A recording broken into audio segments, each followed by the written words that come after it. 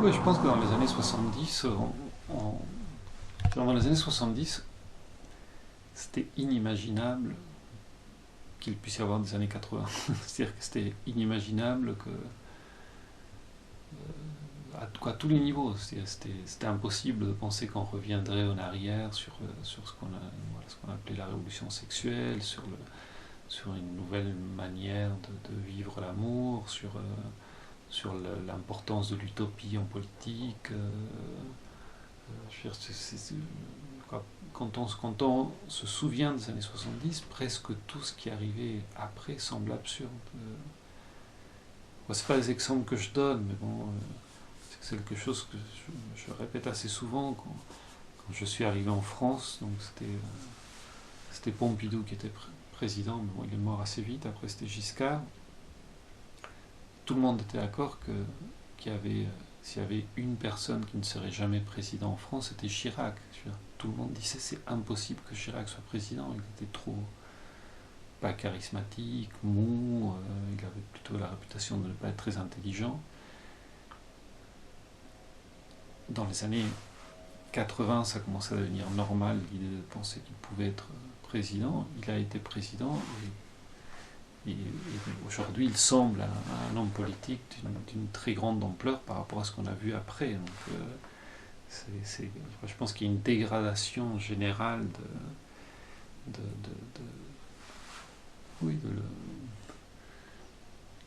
la place de la culture, de la relation qu'on a avec tout ce qui est politique. Mais le but du livre, c'était aussi de se battre un peu contre ce qui peut sembler toujours un discours classique du bon vieux temps, c'est-à-dire d'être dans le ressentiment, dans le regret seulement d'une période.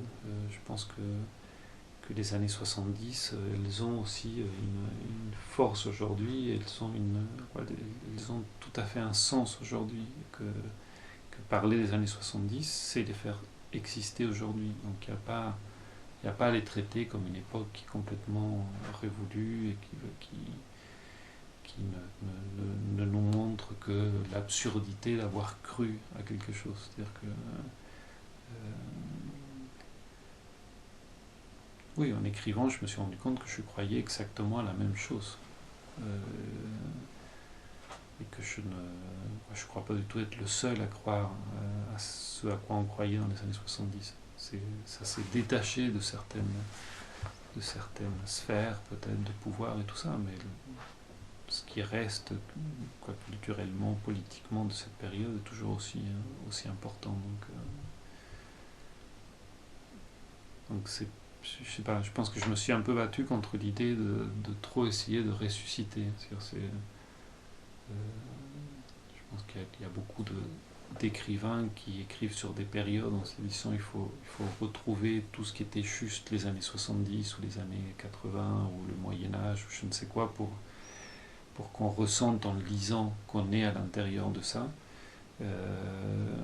Moi j'ai toujours pensé qu'il fallait lire depuis aujourd'hui pour essayer que existe aujourd'hui, donc pas pour ressusciter quelque chose qui serait complètement mort, mais pour montrer à quel point c'était vivant alors comme c'est vivant aujourd'hui.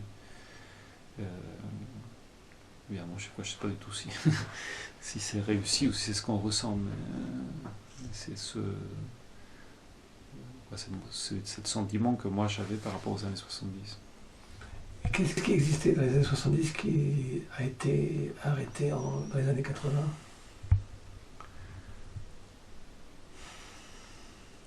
Il y a tellement de choses, mais je pense que en politique, fondamentalement, c'est l'importance de l'utopie. C'est-à-dire penser que l'utopie est un horizon nécessaire à la politique. C'est-à-dire que la politique, c'est proposer des possibles. C'est pas du tout ce que j'appelle gérer l'impossibilité d'une réalité. C'est-à-dire qu'à partir des années 80, avec l'idée des spécialistes, aussi les politiciens qui deviennent beaucoup plus des professionnels de la politique, avec l'importance de la communication, etc. etc. C'est comme si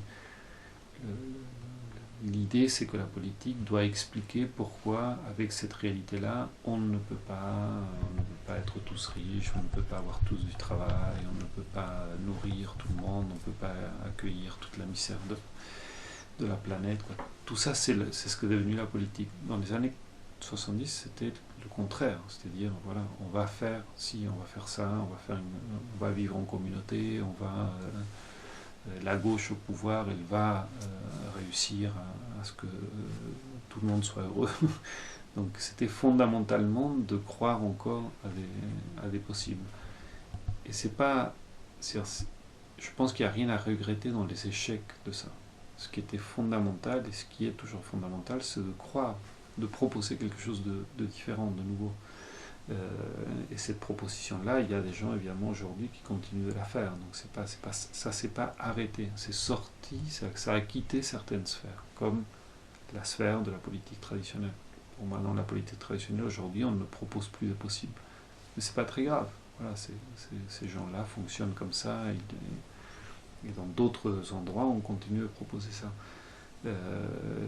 Dans la relation amoureuse, c'est pareil. C'est-à-dire qu'il y a eu, on peut dire, à partir des années 80, à cause du sida, à cause de plein de choses, on s'est refermé à nouveau sur une idée du couple bourgeois plus classique, ou je sais pas, ou le mariage, dans les années 70, on pensait que ça allait disparaître, le mariage. Jamais on aurait pensé que les homosexuels allaient se battre pour avoir le droit de se marier. À la limite, on pouvait penser que tout le monde se battrait pour que plus personne ait le droit de se marier. Donc ces changements-là, c'est pareil. Je pense que c'est... y a ce qu'on voit de la réalité à travers la représentation qu'on a par les médias, c'est peut-être que c'est important que tout le monde ait le droit de se marier. Je continue de penser qu'il y a énormément de gens qui ne demandent pas ça. Je ne veux pas citer le merveilleux article de Mathieu Lindon sur le mariage pour tous, mais voilà, quoi, il le disait très clairement, je pense, en tant qu'homosexuel, c'est les cons de droite, les vieux, les je ne sais pas quoi ont le droit de se marier, pourquoi pas nous? Dans les années 70, ça aurait été ridicule, cette revendication-là. Et le rapport à la culture en général. La culture était quelque chose qui était à la mode. C'est assez pitoyable, mais à l'époque, il suffisait d'être un peu cultivé pour être un adolescent qui avait du succès. Aujourd'hui, c'est plutôt le contraire. Je pense qu'un adolescent cultivé, c'est plutôt un adolescent chiant qui est mal vu par tout le monde. Par tout le monde, encore une fois, dans un certain milieu, dans une certaine sphère. Pas partout.